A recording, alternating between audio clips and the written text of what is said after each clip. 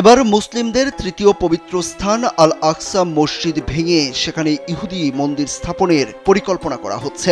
Israeli অবৈধ বসতি স্থাপনকারীরা প্রায়ই মুসলিমদের পবিত্র স্থানে গিয়ে তাণ্ডব চালায়। নিষেধ থাকা সত্ত্বেও তারা সেখানে ধর্মীয় প্রার্থনা করে।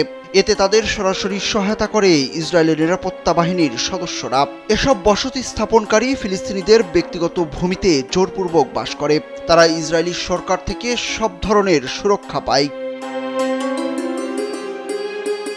শনিবার সংবাদ মাধ্যম আল জাজিরা জানিয়েছে, আল আকসা মসজিদ ভাঙার ব্যাপারে সতর্কতা করেছে ফিলিস্তিনি পররাষ্ট্র মন্ত্রণালয়। তারা জাতিসংঘের সংশ্লিষ্ট সংস্থা ও আন্তর্জাতিক সম্প্রদায়কে বিষয়টি গুরুত্বের সঙ্গে নেয়ার আহ্বান জানিয়েছে।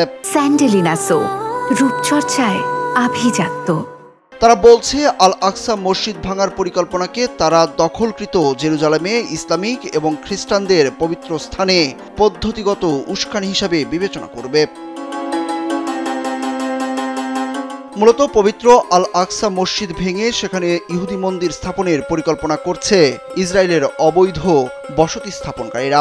এজন্য হিব্রু ভাষার বিভিন্ন প্ল্যাটফর্মে এ নিয়ে আলোচনা চালাচ্ছে তারা।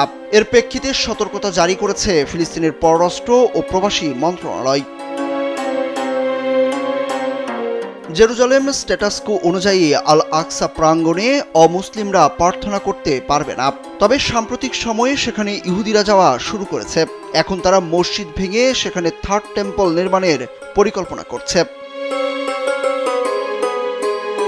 মক্কা ও মদিনার পর জেরুজালেমের আল আকসা মসজিদকে ইসলামের তৃতীয় গুরুত্বপূর্ণ ধর্মীয় স্থান হিসাবে বিবেচনা করা হয়। প্রতি বছর ফিলিস্তিন এবং পৃথিবীর বিভিন্ন দেশ থেকে হাজার হাজার মুসলিম আসেন এই মসজিদ প্রাঙ্গণে। মসজিদটি ফিলিস্তিনি প্রতিরোধের প্রতীক হিসেবেও দেখা হয়। আল আকসা প্রাচীনতম মসজিদগুলোর একটি। মিরাজের রাতে এই মসজিদেই নামাজ আদায় করেছিলেন নবী মুহাম্মদ সাল্লাল্লাহু আলাইহি সাল্লাম। মক্কায় হজ ও উমরা পালনের আগে আল আকসা ছিল মুসলিমদের কাছে প্রধান ধর্মীয় স্থান। ইহুদিরা বিশ্বাস করে টেম্পল মাউন্টেই তাদের পয়গম্বর আব্রাহাম তার পুত্র ইসমাইলকে উৎসর্গ করার জন্য নিয়ে এসেছিলেন। এখানে উল্লেখ্য, ইহুদিদের পয়গম্বর আব্রাহাম ইসলাম ধর্মে নবী ইব্রাহিম হিসাবে পরিচিত।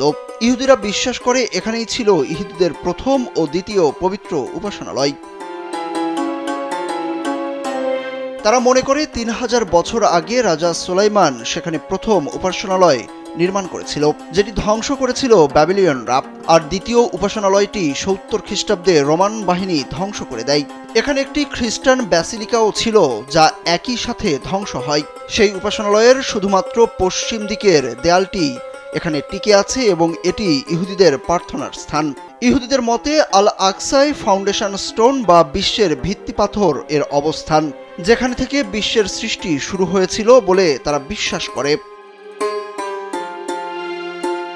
অন্যদিকে খ্রিস্টানরা মনে প্রাণে বিশ্বাস করে এটাই সেই জায়গা যেখানে যীশু খ্রিস্ট ক্রুশবিদ্ধ হয়েছিলেন, আর এখানকার গুহাতেই তার দেহ রাখা হয়েছিল।